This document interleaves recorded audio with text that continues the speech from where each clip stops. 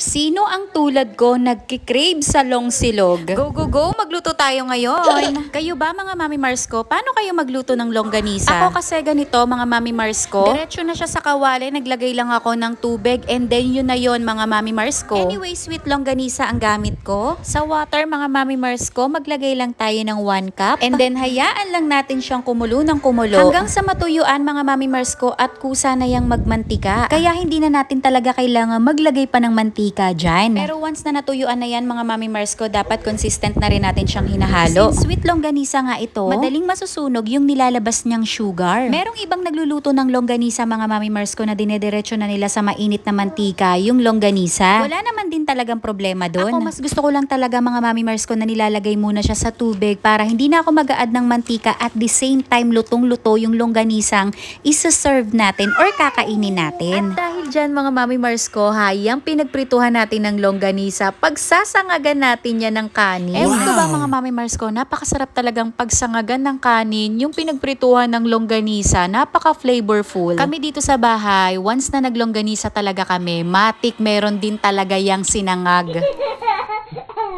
Anyway mga Mami Mars ko, maglalagay lang din tayo ng konting durog na paminta at the same time maglalagay tayo ng konting asin. Ayan, nasa sa inyo naman mga Mami Mars ko kung ano yung panimpla na gusto nyong ilagay dyan. At isa pa nga pala mga Mami Mars ko, no, sobrang sarap lagyan nito ng sesame oil kaya ayan, maglalagay din ako kahit konti lang. Konting halo-halo na lang mga Mami Mars ko, patayin na natin ang apoy at pwedeng-pwede na yan, ready to serve na yan. At this point mga Mami Mars ko, talagang nagugutom na ako.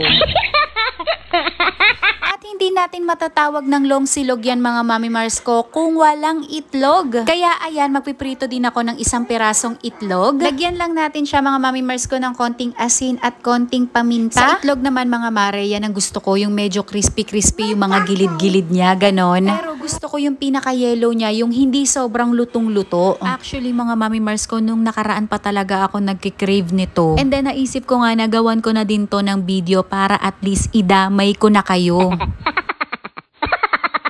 Ngayon, I'm sure naglalaway ka, nagkikrave ka na rin. Sobrang dali lang din naman talagang gawin mga Mami Mars ko, kaya magluto ka na rin ito. At hindi rin naman mahirap humanap ng longganisa kung saan ka bibili dahil kahit sa ang palengke naman mga Mami Mars ko, makakabili ka talaga nito. Just make sure lang na yung pagbibilhan nyo talagang malinis gumawa. O siya mga Mami Mars ko ha, kakain muna ako. Till next video, o siya.